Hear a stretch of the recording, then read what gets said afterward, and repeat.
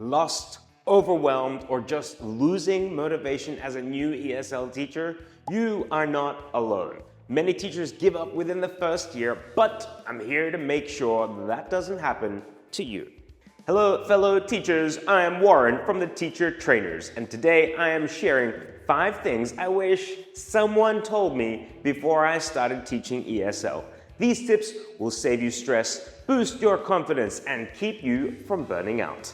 Number 1, your approach to classroom management matters more than just your worksheets. Most new teachers spend hours prepping fancy, complex activities. But if your students aren't paying attention or listening, well then, they're going to be useless. Instead, first, focus on routines. How your students enter and greet you, and how they ask questions, and how both you and your students transition between lesson stages or tasks. Once this is smooth, your lessons will feel instantly 10 times easier. And if you want step-by-step strategies for this, we actually have a full online course on classroom management, which is specifically designed for new ESL teachers. Tip number 2, keep your materials simple. Avoid overly using resources or printing loads of materials. Instead, choose one strong activity you can shorten, stretch, adapt, and reuse multiple times. It doesn't mean that you should use that same activity every single lesson. No, that would get boring fast. A few well-chosen activities that are recyclable and reusable reduces prep time and frees you up to focus on connecting with your students.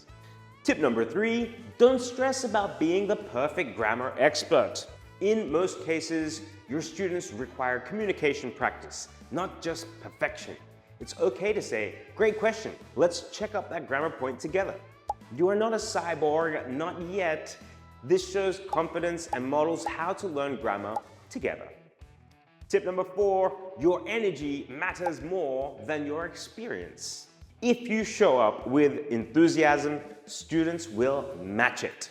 A boring teacher with like 20 years of experience may kind of be lacking motivation and can simply be going through the motions. But an energetic new teacher can bring back that spark and inspire them instantly. So always remember, your energy transfers off to your students and is contagious. And tip number 5, pace yourself. Many teachers burn out because they try to reinvent every single lesson.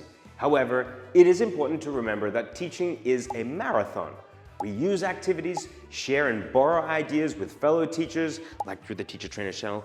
And finally, remember to rest up when needed. Just like in the previous tip, an energetic, sustainable teacher is, by default, a better teacher. Last of all, but definitely not least, the most important advice. Find your community. For so many teachers out there, teaching can feel isolating. Like you don't really have support.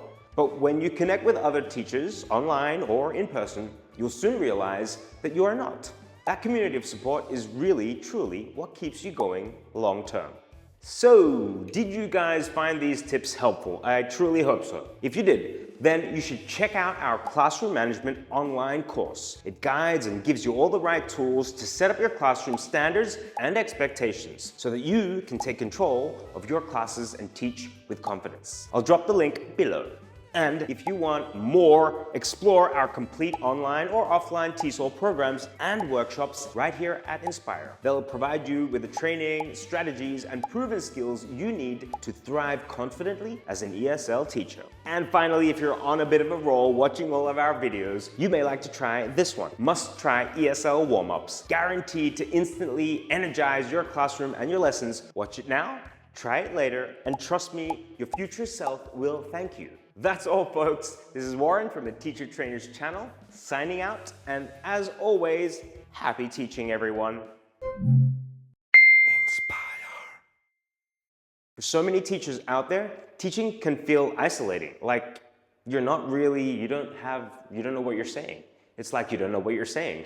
You don't have a teleprompter and you just don't know what you're saying. You're just making it all up.